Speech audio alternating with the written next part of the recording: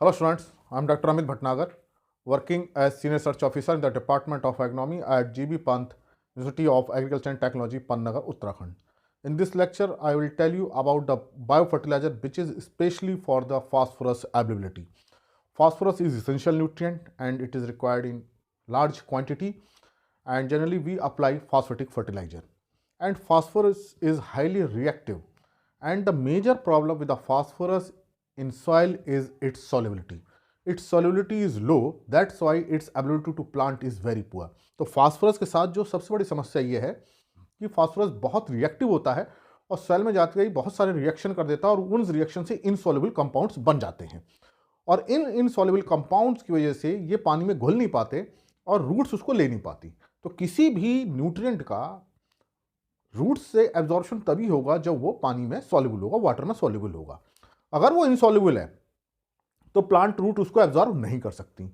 तो what is the problem with the phosphorus is that when phosphorus is applied in any form, like हम DAP apply कर रहे हैं, diammonium phosphate डाल रहे हैं या एसएसपी हम डाल रहे हैं, कोई भी हम फॉर्म डालें, तो जो फास्फेट की जो एब्जॉर्प्शन है that is H2PO4- and HPO4 ये these are the primary orthophosphate ion and this is the secondary orthophosphate ion. If this form of ion is present in soil solution, then plant have uptake. If any other form is there, then plant cannot use phosphorus. तो phosphorus को plant root तभी Uptake कर सकती हैं, use कर सकती हैं जब सॉइल सॉल्यूशन में ये फॉर्म हो। अगर कोई दूसरी फॉर्म होगी तो उसको यूज नहीं कर सकती।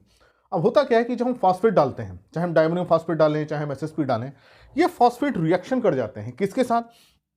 अगर एसिडिक सॉइल होती है, एसिडिक सॉइल में किसकी डोमिनेंस होती है? In acidic soil there is a dominance of aluminium and iron. तो देन ये जो फास्फेट आयन है ये इसके साथ रिएक्शन करके एल्युमिनियम फास्फेट बना लेते हैं, aluminium and iron phosphate. And these aluminium and iron phosphate जो बनते हैं, Al2PO4 होल थ्राइस बने या Fe2PO4 होल थ्राइस बने, जो भी बने, ये बन सकता है Al2PO4 होल थ्राइस बन सकता है या Fe2PO4 होल थ्राइस बन सकता है। बहुत सारे कंपाउंड्स बनते हैं, ये तो मैंने आपको एक सिंपल बता रहा हूँ। All these compounds are insoluble. अब ये कंपाउंड्स क्या है? इनसॉल्युबल हैं।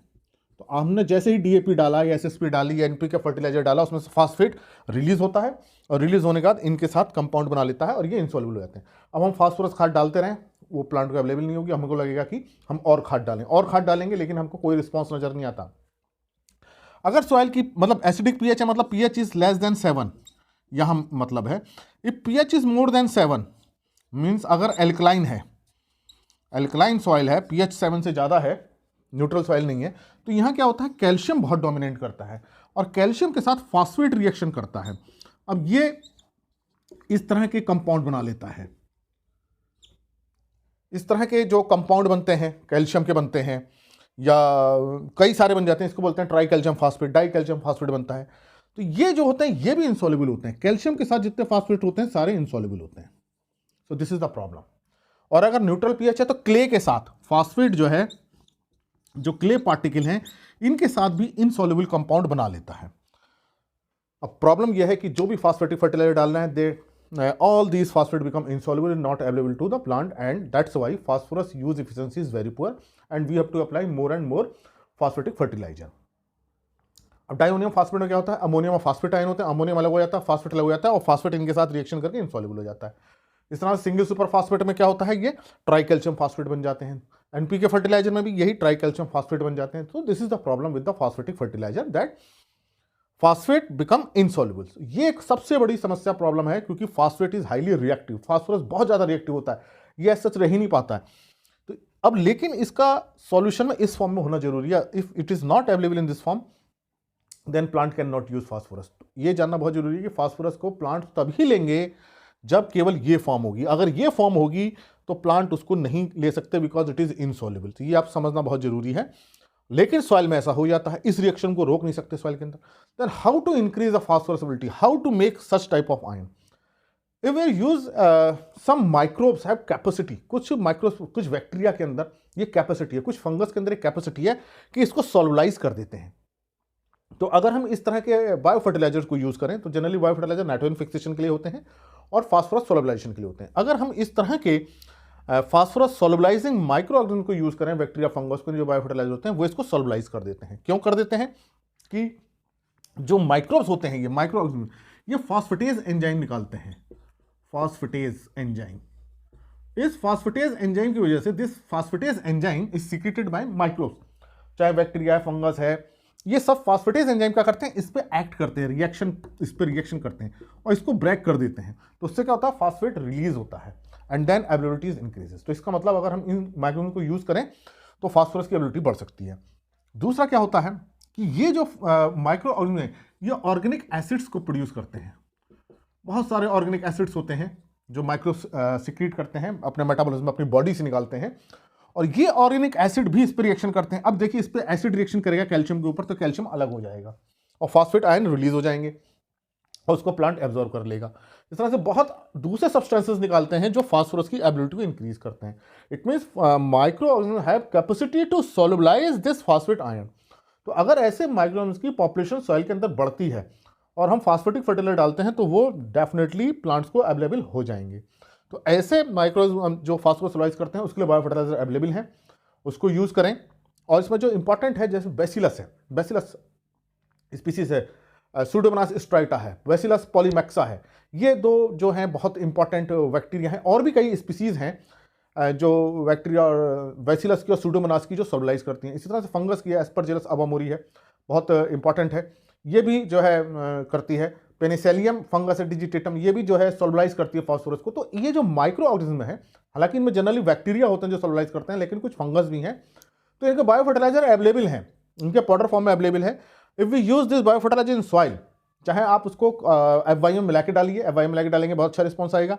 उसको सॉइल में मिलाते रहिए, हर सीजन में आप सॉइल में मिलाते रहिए, तो उससे क्या होगा, इनकी माइक्रोऑर्गेनिज्म की पॉपुलेशन बढ़ेगी। सॉइल में क्या होता है, बहुत सारे माइक्रोऑर्गेनिज्म होते हैं, कुछ पैथोजन होते हैं जो डिसीज करते हैं, कुछ नाइट्रोजन फिक्सेशन करते हैं, बहुत तरह के होते हैं। तो हमारा काम क्या है कि अगर हम इसकी पॉपुलेशन को बढ़ा दें, we increase the population of this PSM, phosphorus solubilising micro organism through bio fertiliser. जैसे इनकी पॉपुलेशन बढ़ेगी तो क्या करेंगे, फास्फेटेज एंजाइम को रिलीज करेंगे, ऑर्गेनिक एसिड को रिलीज करेंगे और इनको सोलुबलाइज कर देंगे। That's why the phosphorus ability increases by using this phosphorus solubilising bio fertiliser. तो आप सीड ट्रीटमेंट भी कर सकते हैं, we can use this PSM for seed treatment, या हम FYM के साथ मिला के 3 से 5 किलो हम मिलाएं और 50 kg FYM है और उसको हम खेत में डाल दें, 1 एकड़ में 2 एकड़ में हम डाल दें, उस तरह से हम कर सकते हैं। तो हमको किसी भी तरह से इसको यूज करना है। तो सॉइल में जितने ज़्यादा ये बैक्टीरिया बढ़ेंगे उतने फास्फोरस की एबिलिटी बढ़ेगी और हमारा जो बाहर से हम जो फास्फोरस डाल रहे हैं उसकी धीरे धीरे कम हो जाएगी। एक्चुअली जो होता क्या है, जो फास्फोरस डालते हैं उसका मोस्ट पार्ट बिकम फिक्स्ड, तो ये फिक्स्ड हो गया, इनसॉल्युबल हो गया। So this is the problem with the phosphorus, that maximum amount get fixed into the soil.